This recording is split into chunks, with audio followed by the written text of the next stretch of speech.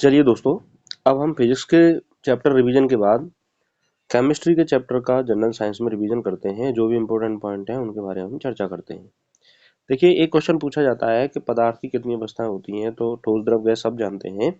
पदार्थ की चौथी अवस्था के बारे में पूछा जाता है, तो पदार्थ की चौथी अवस्था होती है प्लाज्मा। ऊर्ध्वपातन किसे कहते हैं, यह भी क्वेश्चन परीक्षा में पूछा जाता है। जब कोई ठोस पदार्थ सीधे गैसीय पदार्थ में परिवर्तित हो जाता है तो उसे ऊर्ध्वपातन कहते हैं। इसका उदाहरण है कपूर और नौसादर, जो एग्जाम में बहुत ज्यादा पूछे जाते हैं। अब हम बात करें कि परमाणु की संरचना के बारे में बात करें, तो परमाणु का नाभिक धनाभिषिक्त होता है, जिसमें न्यूट्रॉन पाए जाते हैं और प्रोटॉन पाए जाते हैं, और इसके चारों ओर वृत्ताकार कक्षाओं में इलेक्ट्रॉन चक्कर लगाते हैं। तो नाभिक कैसा होता है, पॉजिटिव चार्ज होता है, और नेगेटिव चार्ज इसके चारों ओर चक्कर लगाता है, जिसके कारण आकर्षण बल लगता है, और अपकेंद्री बल के प्रभाव के कारण वो इलेक्ट्रॉन चारों ओर चक्कर लगाते हैं। एक क्वेश्चन पूछा जाता है कि इलेक्ट्रॉन की खोज किसने की। जे थॉमसन ने इलेक्ट्रॉन की खोज की। न्यूट्रॉन की खोज जेम्स चैडविक ने की, सबसे ज्यादा परीक्षा में पूछा जाता है। और प्रोटॉन की खोज गोल्डस्टीन ने की। अगर गोल्डस्टीन ऑप्शन में ना हो तो आंसर जाएगा रदरफोर्ड जाएगा। अगली बात करें हम समस्थानिक के बारे में। देखिए, वे सभी तत्व जिनका परमाणु क्रमांक तो समान है लेकिन परमाणु भार क्या है, अलग है, तो उन्हें समस्थानिक कहते हैं। जैसे हाइड्रोजन का H11, यानी किसी भी तत्व को यदि हम X से निरूपित करें तो इसके नीचे की ओर A जो है यह परमाणु क्रमांक को बताता है, और Z जो है वह परमाणु भार को बताता है।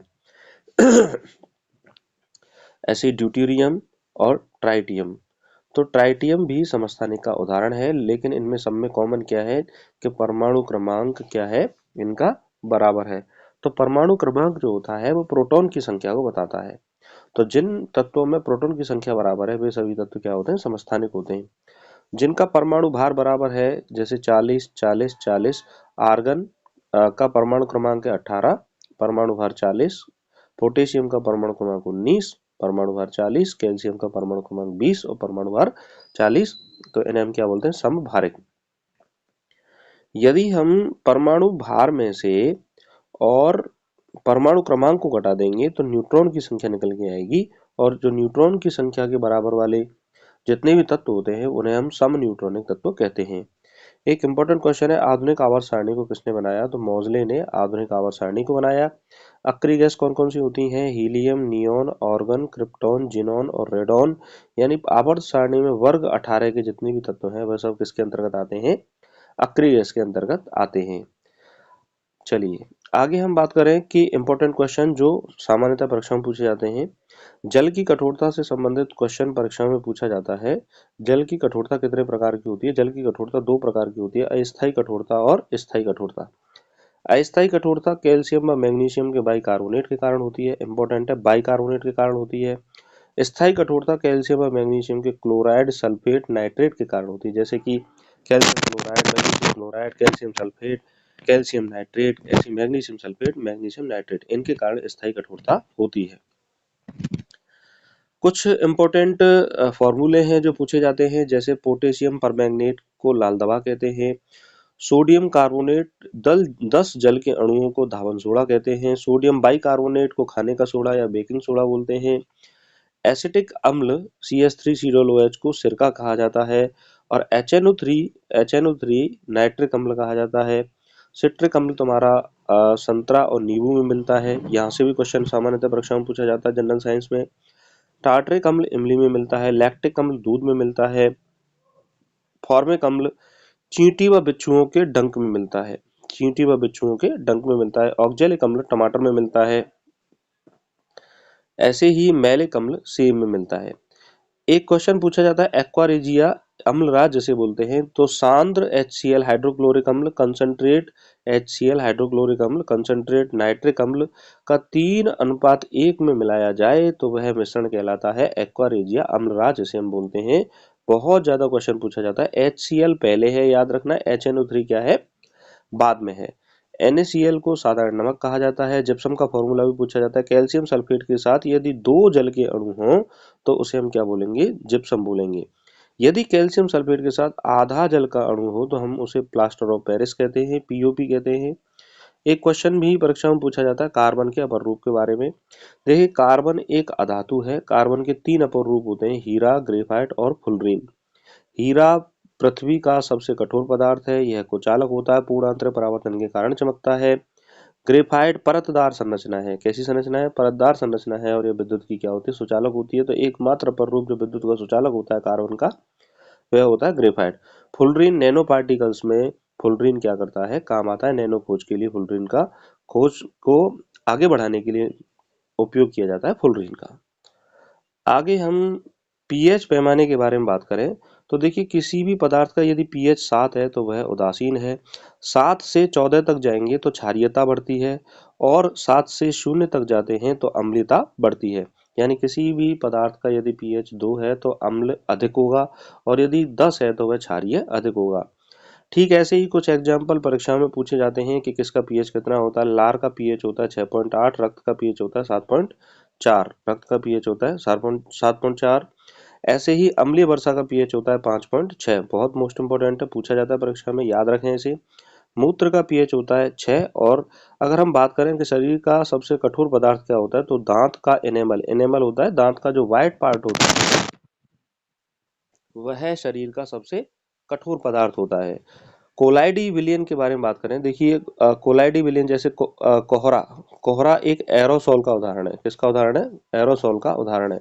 कोलाइडी विलियन एक विषमांगी विलियन है। कोलाइडी विलियन में टिंडल प्रभाव और ब्राउनियन गति पाई जाती है। देखिए, ब्राउनियन गति का मतलब होता है कि कोलाइडी विलियन के जो कण हैं वह जिग जैग मोशन करते हैं। जिग जैग मतलब टेढ़ी मेढ़ी गति करते हैं, तो इस टेढ़ी मेढ़ी गति को हम क्या बोलते हैं? ब्राउनियन गति। टिंडल प्रभाव का अर्थ होता है कि कोलाइडी विलियन से अगर हम प्रकाश गुजारें तो उसके कण हमें स्पष्ट दिखाई देते हैं, उसे हम क्या बोलते हैं? टिंडल प्रभाव कहते हैं। जीवित पदार्थ व उनके उत्पादों में कोलाइडी पदार्थ पाए जाते हैं, जैसे कि दूध एक कोलाइडी विलयन है या कोलाइडी पदार्थ है। गोंद, रक्त, स्याही, ये सब क्या है? कोलाइडी पदार्थ है। इनके अलावा भी आप ये देख लेना कि भाई जो भी जीवित उत्पाद रहा है, जीवित पदार्थ रहा है, उसका कोई भी उत्पाद रहा है तो वह क्या है? कोलाइडी पदार्थ है।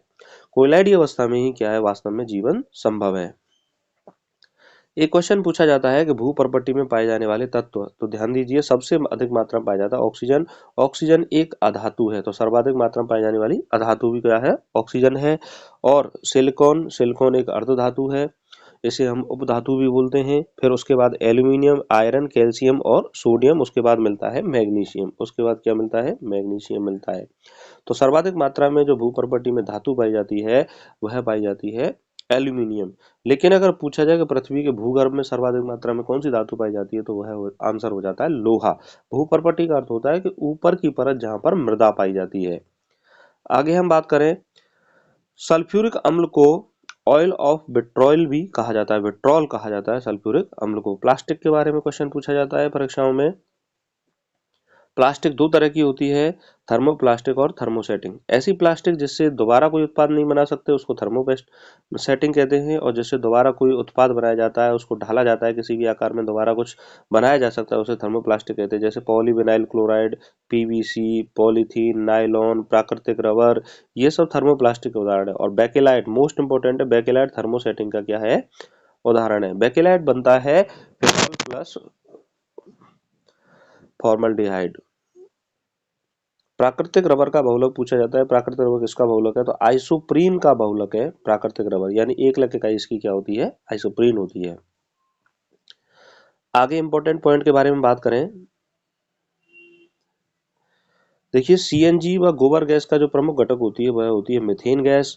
एलपीजी की जो प्रमुख घटक है ब्यूटेन, प्रोपेन और इथेन, और इसमें सबसे ज्यादा जो प्रमुख घटक है वो कौन सा होता है? सबसे ज्यादा प्रमुख घटक होता है ब्यूटेन। फ्रूट शुगर किसे कहते हैं? फ्रक्टोज को फ्रूट शुगर कहा जाता है। कोयले के बारे में यदि बात करें तो कोयला 4 प्रकार का होता है। सबसे खराब होता है पीट, और सबसे अच्छा होता है एंथ्रासाइड। तो पीट, लिग्नाइट, बिटुमिनस और एंथ्रासाइड। भारत में सबसे ज्यादा जो कोयला पाया जाता है वो पाया जाता है लिग्नाइट। प्रोड्यूसर गैस पूछा जाता है, कार्बन मोनोऑक्साइड और नाइट्रोजन का जो मिश्रण होता है उसे प्रोड्यूसर गैस कहते हैं। कार्बन मोनोऑक्साइड और हाइड्रोजन का जो मिश्रण होता है उसे हम क्या बोलते हैं? वाटर गैस बोलते हैं। जंग का फॉर्मूला सामान्यतः परीक्षा में पूछा जाता है कि जंग का फॉर्मूला क्या होता है? तो Fe2O3XH2O, यानी आयरन ऑक्साइड में जल के अणु यदि पाए जाए तो उसे हम क्या बोलते हैं? जंग बोलते हैं। और जंग को रोकने के लिए जिंक की परत को चढ़ाने को गैल्वेनाइजेशन बोलते हैं। यशद लेपन कहा जाता है, उसको क्या बोलते हैं हम? यशद लेपन। Silver nitrate AgNO3, silver nitrate को बोट डालने वाली स्याही कहते हैं। देखिए बोट जब डालने जाते हो आप तो उस समय उंगली पर जो स्याही लगाई जाती है तो वो किसकी बनी होती है? सिल्वर नाइट्रेट की बनी होती है। केरल की केरल की मोनोजाइट मिट्टी से रेडियो सक्रिय पदार्थ क्या पाया जाता है? थोरियम पाया जाता है। ये इंपॉर्टेंट है। थोरियम कहाँ मिलता है? केरल की मोनोजाइट मिट्टी से रेडियो सक्रिय पदार्थ थोरियम पाया जाता है। अब कुछ मिश्र धातुओं के बारे में बात कर लेते हैं। पीतल जिंक और कॉपर से मिलकर बना होता है। कांसा टिन और कॉपर से मिलकर बना होता है। जर्मन सिल्वर, क्यों न जाऊं जर्मनी, तो ऐसे कॉपर निकेल और जिंक से मिलकर बना होता है German silver. Gun metal tin zinc और कॉपर से मिलकर बना होता है। स्टील, यदि लोहे में कार्बन की मात्रा डाल दी जाए थोड़ी सी तो उसे हम क्या कहेंगे? स्टील कहेंगे। और एक होती है स्टेनलेस स्टील, इसमें आयरन क्रोमियम और निकेल को मिश्रण को क्या कहा जाता है? स्टेनलेस स्टील कहा जाता है। और यदि फ्यूज तार की बात करें, टिन और सीसा या टाका सोल्डर की बात करें तो उसे हम किस मिश्र धातु को बना होता है? टिन और शीशे के मिलाकर क्या बनता है? सोल्डर बनता है। अगर हम बात करें साबुन, साबुन क्या होता है? उच्च बसा लवण के सोडियम व पोटेशियम लवण जो होते हैं, उच्च बसा के सोडियम पोटेशियम लवण को हम साबुन कहते हैं। और लंबी हाइड्रोकार्बन श्रृंखला के सल्फोनेट जो लवण होते हैं उनको हम क्या बोलते हैं? अपमार्जक। साबुन जो है केवल मृदु जल में कार्य करता है, कठोर जल में कार्य नहीं करता, जबकि अपमार्जक मृदु एवं कठोर जल दोनों में कार्य करता है। लेकिन यह प्रकृति के लिए हानिकारक होता है, जबकि साबुन जो है प्रकृति के लिए हानिकारक नहीं होता। साबुन व अपमार्जक मिशेल निर्माण प्रक्रिया के द्वारा गंदगी को क्या करते हैं? साफ करते हैं। बॉडी में यदि एसिडिटी हो जाए तो एंटासिड का उपयोग किया जाता है। एंटासिड कौन सी प्रमुख रूप से उपयोग लाई जाती है? मैग्नीशियम हाइड्रोक्साइड, जिसे हम मिल्क ऑफ मैग्नीशिया MOM कहते हैं। Magnesium hydroxide, milk of magnesia इसको कहा जाता है। तो इस तरह से हमने केमिस्ट्री के जो भी इंपॉर्टेंट पॉइंट थे उन सब के बारे में क्या किया? रिवीजन किया और केमिस्ट्री का जो भी जनरल साइंस वाला पार्ट है उसको कवर किया। तो जो भी स्टूडेंट्स चैनल को पहली बार देख रहे हैं चैनल को जरूर सब्सक्राइब करें और आपको ये क्लास कैसी लगी कमेंट सेक्शन बॉक्स में जरूर बताएं। नमस्कार।